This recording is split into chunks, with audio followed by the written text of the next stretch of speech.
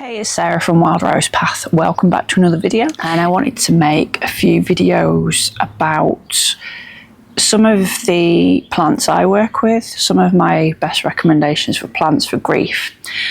And you know, grief is an incredibly complex topic. There's not really any one size fits all type of grief. There's not any one size fits all kind of plant for grief. But I did want to make just this first video about if I could just had to sit down and say, right, one plant to work with in terms of helping you with grief, which one would I pick? So I've picked chamomile. So I will make, I'll start a playlist and we'll talk about some other plants over the coming weeks that are also useful for grief. Depending on, you know, where you're at in your grieving process, it will also depend on, you know, what kind of grief you're going through. And those are all things we can talk about. But today we'll just talk about chamomile and why generally it's a really good plant for grief support. So firstly, if we talk about chamomile from like a herbalist perspective, practically, chamomile is quite a sedative plant. You know, we're probably all familiar with the idea of having chamomile tea before bedtime to help, you know, just calm and relax the system down before bed. It pairs really well with lavender as like a bedtime drink. So it has this aspect of calming and relaxing to it, which, you know, when your nervous system is really stimulated, is a really good thing to be able to use to help the nervous system start to relax a little bit, start to let go of some of that tension and just start to come back to your body's normal. Chamomile is also really anti-inflammatory, so that can be useful in a range of situations. And something that I particularly think of is the anti-inflammatory and anti-spasmodic properties of it. You know, whether you're somebody who you know, suffers a lot with anxiety in general, or whether you're going through a really stressful period where anxiety is high and you tend to be a person who really feels that in the gut. So that might be like if you have IBS or you have like gut cramps or any other kind of gut condition, or it's just like the place where you really have issues. You know, sometimes if you get stressed, you might have like stomach cramps or diarrhea or anything down in the gut. Then chamomile is a really great herb to help soothe that. And I will say at this point, this is where our bodies can really give us clues and messages, especially what plant might be useful to work with. You know, we even got that saying of like, it felt like I was being punched in the gut, and that sensation of really being hit in the stomach and the gut. And that's where, you know, plants like chamomile can come in. And so, yeah, if that is you, then definitely chamomile tea, a couple of cups of chamomile tea a day, are really useful. You know, taking it as tea as well is a really great way to get it straight down into your digestive system, and it's just a really nice tea to have. You can, I tend to brew it like on the longer side and steep it for quite a long time. If you steep it for longer, it's like it gets kind of gloopy, you know.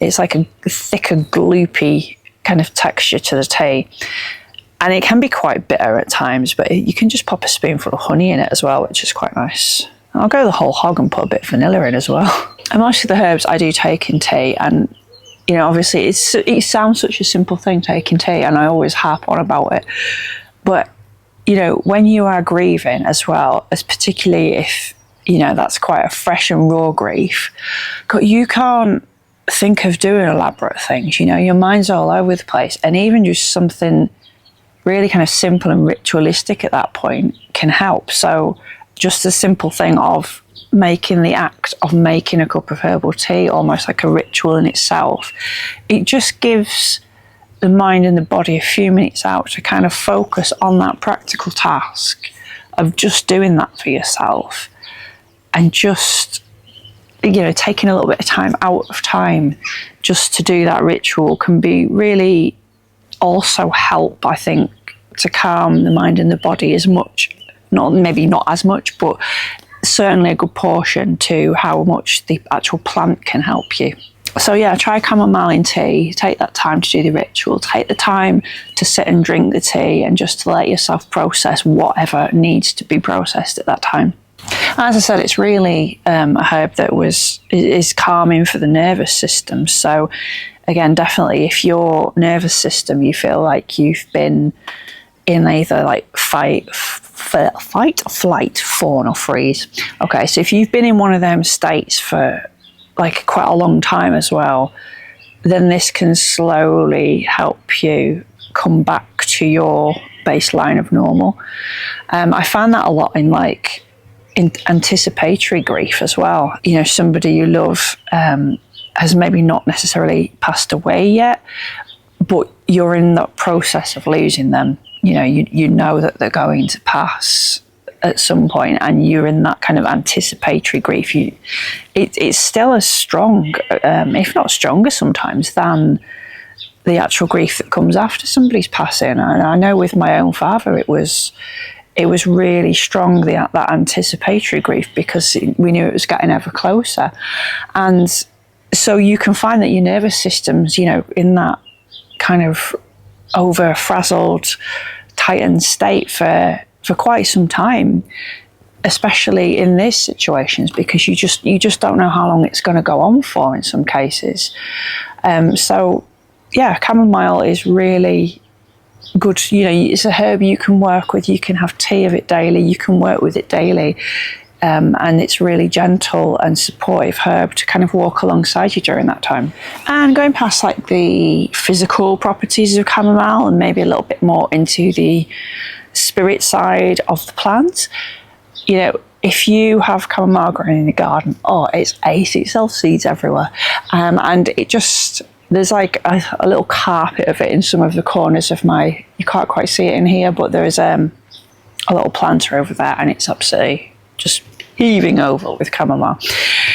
Chamomile, you don't get one or two flowers usually. You usually get a lot of flowers together. It's a plant that reminds me of community, and this idea that there can be this sea of flowers. We're not on our own. We're not alone. However much we feel like we are, and especially when we're grieving, we can often really feel alone and isolated and maybe invisible. And chamomile reminds us that however much we kind of can feel like that we're never truly alone. We are always surrounded, and maybe that's others that we can't see or perceive in this realm.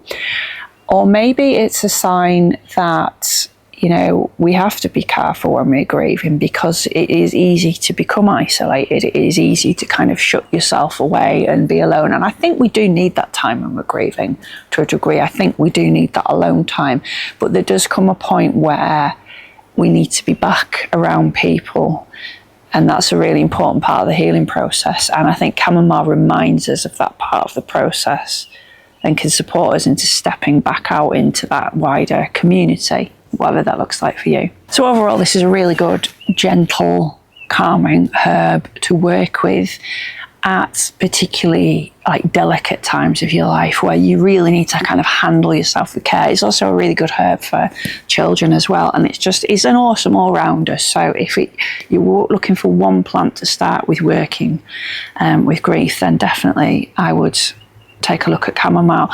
Whether you use it in the tea, or you could also use it in the bath actually. I used to make little muslin squares and mix up a little bit of dried chamomile, lavender and some porridge oats, a little bit of oatmeal, and tie that up in the muslin and then tie it around the bath tap and let the warm water sort of pour through it, and it's a really nice bath soak. It's also really good for if you've got eczema as well, or skin conditions. It's really nice thing to soak in, and I think I used to have it for the girls as well when they had chickenpox when they were little. But I digress. This is an awesome herb, so work with it in the bath, work with it in tea, but let it support you on your journey. So yeah, as I say, I'll make a few more videos around this topic and pop a playlist together, and then you can check out a few more plants as well. If you haven't already, you can, if you're kind of in the in-between of this life transition, we've got a free plant alley quiz. So which plant is walking with you at the moment through the in-between of a life transition? Pop the link to that in the description below as well. Otherwise, I'll see you around for the next video.